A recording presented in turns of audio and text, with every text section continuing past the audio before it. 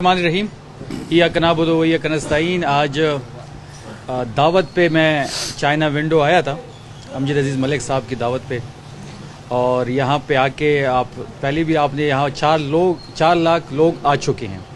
और जो China window की अगर आप दौरा करें और यहाँ पे एक आपको चाइना के बारे में हर एक मालूमात आपको मिल जाती है, वो चाहे सकाफ़त के हवाले से हो, चाहे चाइना की तरक्की के हवाले से हो, चाहे चाइना की इकॉनमी के हवाले से हो, चाहे उनकी सकाफ़त के हवाले से हो, चाहे स्पोर्ट्स के हवाले से हो।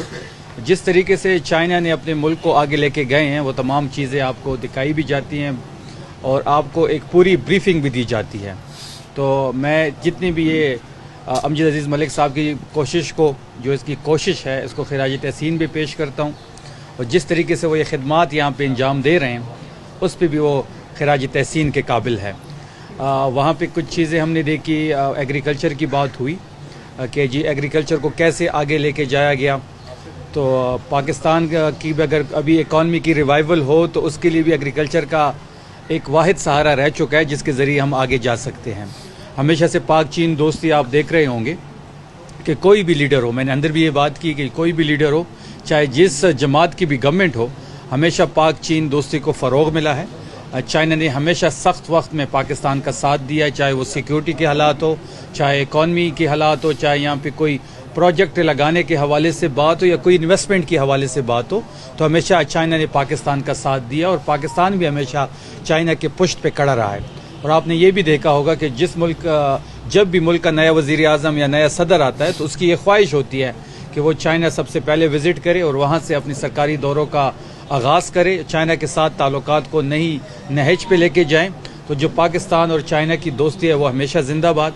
और हमेशा आपने देखा होगा कि जब से चीन आज़ाद हुआ और पाकिस्तान, दोनों एक दूसरे के साथ एक लाजवाल दोस्ती के ज़रिए आगे बढ़ रहे हैं। हमें उम्मीद है कि खैबर पख्तूनख्वा की जो हुकूमत है सोहेल आफरीदी साहब की क़यादत में, हम पुरज़म है कि हम उनकी सरबराही में एक चाइना के साथ ताउन करें, चाइना के साथ जो दोस्ती है उस पर अपना रोल प्ले करें और इस दोस्ती को एक नए मकाम पे लेके जाएं। सर, यहाँ पे आपने सकाफत देखी तो क्या आपने क्या देखा इसमें ऐसा कि हमारे सूबे में हो और हमारा सूबा जो है इस तरह तरक्की कर सके? कोई ऐसी चीज़ मैंने शुरू में ये बात की, एक तो एग्रीकल्चर, क्योंकि हमारे पास बहुत ज़्यादा पोटेंशल है खैबर पख्तूनख्वा में एग्रीकल्चर के लिहाज से। उसके लिए लेफ़्ट कनाल भी एक हमारा प्रोजेक्ट शुरू है। और जिस तरीके से एग्रीकल्चर के ज़रिए इकॉनमी को चाइना ने आगे लेके गए, वही मॉडल अगर हम अपनाएं, और खैबर पख्तूनख्वा की हुकूमत इसको बड़ा क्लोजली मॉनिटर भी कर रही है, कुछ चीज़ों पे हमारी गुफ्तगू भी हो रही है, कुछ प्लान्स भी शेयर हो रहे हैं। तो एक तो एग्रीकल्चर, दूसरा स्पोर्ट्स की जो उनको एज इंडस्ट्री को एज उन्होंने इकनॉमिक हब अपने आप को बुला लिया है। तो हम भी स्पोर्ट्स में हमारे पास बहुत ज़्यादा टैलेंट है, बहुत ज़्यादा मौक़े हैं, बहुत ज़्यादा ऐसे मौक़े हैं जिससे हम एक इकॉनमी भी जनरेट कर सकते हैं और रेवेन्यू भी जनरेट कर सकते हैं, इकॉनमी भी बेहतर हो सकती है।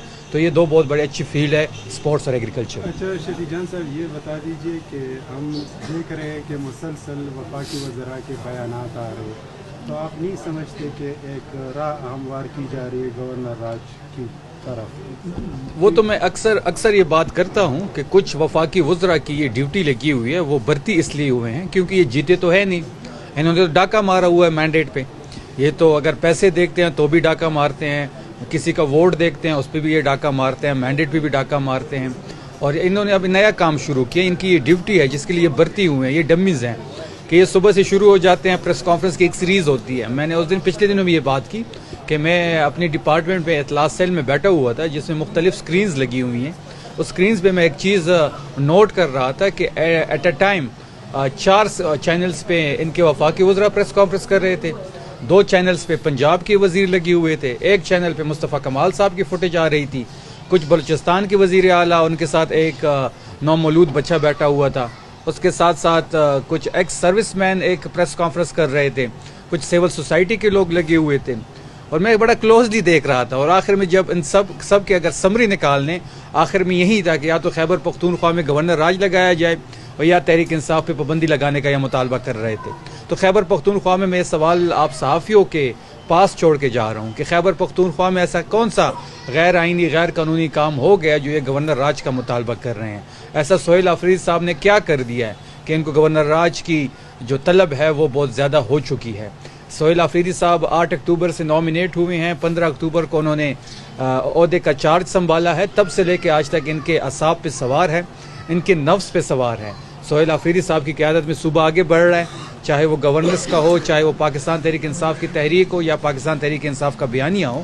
تو سہیل آفریدی ان کے اعصاب پہ سوار ہے. اگر یہ یہاں پہ گورنر راج کا مطالبہ کرتے ہیں تو یہاں پہ بے شک یہ شوق اپنا پورا کر لیں. ہم گورنر ہاؤس کا اور گورنر کا محاصرہ بھی کریں گے, اور یہ جو ایڈونچر کرنا چاہتے یا کرنے جا رہے ہیں کہ آپ دیکھیں گے یہ مس ایڈونچر ثابت ہوگا. شکریہ سر. دو تین بندوں نے مجھے کچھ اسائنمنٹ دیے, یہ سما والوں نے, اور Çözülen neler şaması,